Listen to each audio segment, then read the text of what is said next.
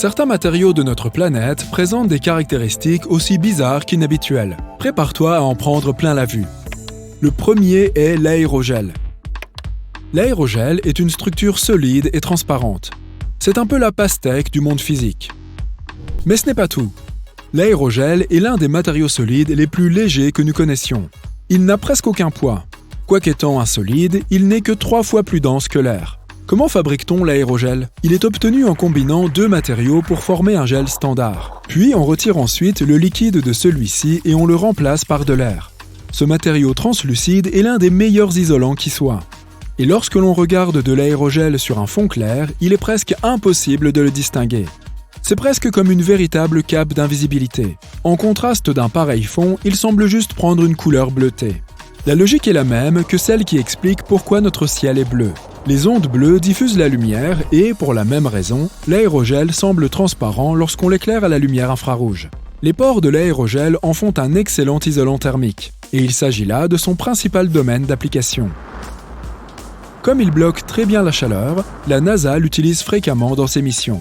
Elle envisage par exemple de l'utiliser sur Mars, car on ne voudrait pas que l'électronique refroidisse sur Mars pendant la nuit. Pour l'heure, ce matériau n'est pas encore disponible au grand public, mais dans un avenir proche, ce pourrait bien être le cas. Les scientifiques travaillent en ce moment même à réduire son coût et à accroître sa durabilité. Le second sur la liste est le revêtement le plus sombre au monde, le Vantablack.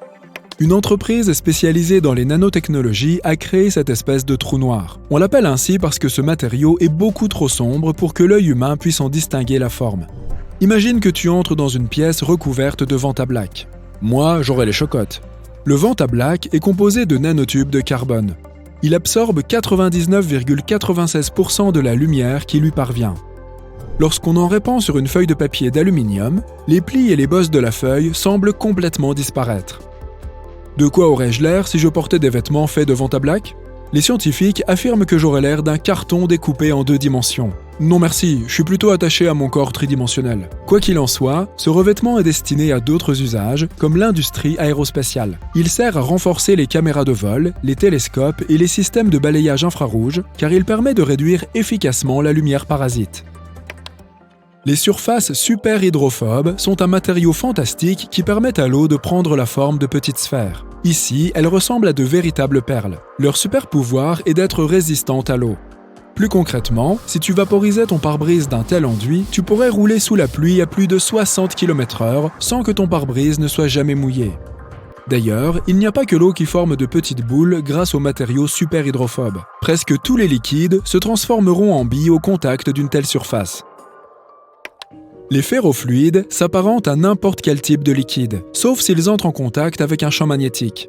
Lorsqu'ils sont magnétisés, ils prennent des formes pour le moins étranges.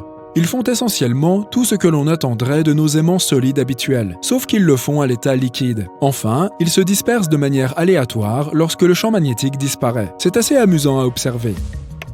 Le nickel-titane ou nitinol est un alliage métallique qui présente des caractéristiques singulières. Ce qui est étrange avec celui-ci, c'est qu'il peut toujours reprendre sa forme initiale. Il présente une super élasticité qui lui permet de se souvenir de sa forme d'origine. Supposons que tu façonnes un triangle en nitinol et que tu le plies complètement. Une fois que tu l'auras relâché, il reprendra instantanément sa forme d'origine. Bien qu'il ait d'autres applications, le nitinol est généralement employé dans l'industrie médicale.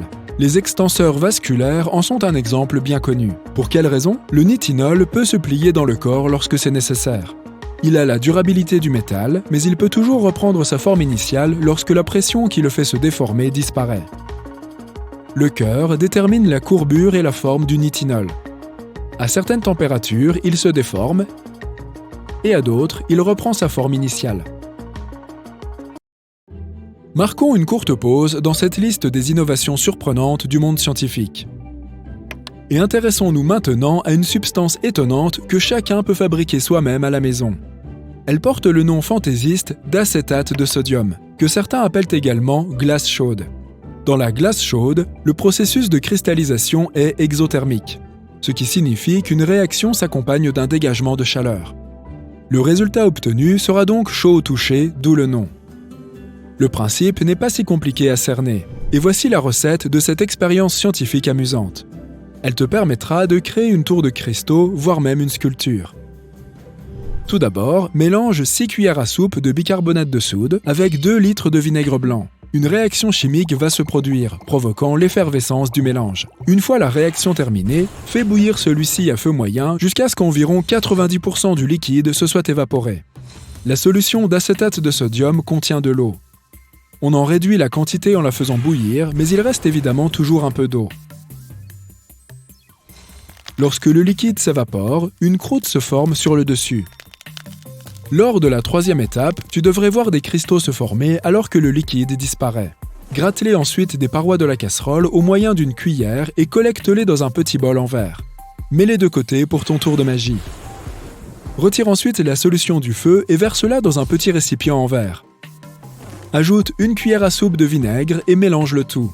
Remplis un grand bol en verre avec de la glace et de l'eau. Plonge ensuite le plus petit, rempli de ta solution, dans de l'eau glacée jusqu'à ce qu'elle refroidisse. Le refroidissement de la solution permet d'abaisser la température de l'acétate de sodium à un niveau inférieur à celui auquel il se solidifierait normalement. Enfin, une fois la solution stable, prends une pincée d'acétate de sodium cristallisé et ajoute-la au mélange pour créer de la glace chaude. Et voilà! Les molécules d'eau empêchent l'acétate de sodium de former des cristaux. Ceux-ci peuvent commencer à se former, mais lorsque quelques molécules s'assemblent, les molécules d'eau les divisent à nouveau, ce qui explique l'apparition de la glace chaude.